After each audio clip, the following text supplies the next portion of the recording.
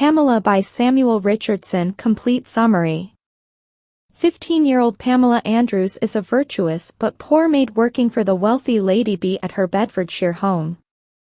On her deathbed, Lady B recommends that Pamela should work for her son, Mr. B. Pamela excels in her new role, and so Mr. B gives her 4 guineas and some silver from his mother's pocket. Pamela sends the 4 guineas home to her father and mother to help with their many debts, describing her new situation in a letter, and she continues to write letters to her parents throughout the novel. At first Pamela is overjoyed to accept her new position with Mr. B. She takes a liking to the other servants in the house, particularly Mrs. Jervis, who watches over Pamela and gives her advice. But as Pamela spends more and more time at the house, Mr. B makes increasingly aggressive advances toward Pamela. He kisses her many times without her permission, and at one point, he hides in the closet of her room to spy on her. And although Mr. B keeps promising Pamela a new role working for his sister Lady Davers at her estate, Pamela's departure date never seems to come. Eventually, Pamela decides she must go back to see her parents to get away from the aggressive Mr. B and preserve her virginity. Mr. B claims to want to marry Pamela off to his chaplain, Mr. Williams, and so he finally allows Pamela to take a coach back to her parents so she can ask for their permission to marry Mr. Williams. But what Pamela doesn't know is that John, the man who carries her letters to her parents, has been following Mr. B's orders, secretly showing him some of Pamela's letters and leaving a few of them undelivered.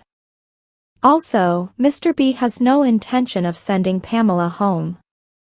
When Pamela gets in the coach to go home, it takes her instead to Mr. B's Lincolnshire estate in the country, trapping her there as Mr. B's prisoner. At Lincolnshire, Pamela must endure the cruel Mrs. Jukes, who always watches Pamela, even forcing her to sleep in the same bed and locking the door at night. Pamela wants to escape and see her parents, but she can't even send letters to them, so she begins keeping a journal instead. While at Lincolnshire, Pamela meets the chaplain Mr. Williams, who, despite depending on Mr. B to make a living, is nevertheless willing to do what he can to help Pamela escape. They exchange letters in secret using a hiding place in the garden that Mrs. Jukes doesn't know about.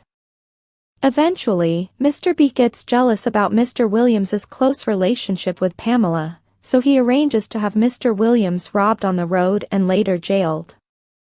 With the cooperation of Mrs. Jukes, Mr. B secretly comes back to his Lincolnshire house and impersonates a maid named Nan who normally sleeps in bed with Pamela. He then assaults Pamela one night, causing her to faint. Mr. B leaves later that night, but he continues to spy on Pamela. At one point he discovers some of Pamela's writing and then demands to see all of it. To Pamela's surprise, Mr. B doesn't seem too angry about the journal pages, many of which are very critical of him. In fact, they may even move him. Eventually, he relents and allows Pamela to leave his Lincolnshire estate to go back to see her parents. Pamela takes a coach that begins taking her back to her parents. Along the way, she receives a letter from a seemingly repentant Mr. B who says that he's feeling physically sick with love for her.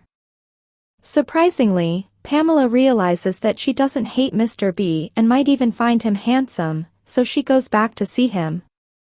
When Pamela gets back, she finds that Mr. B is much kinder to her and even seems earnest about marrying her.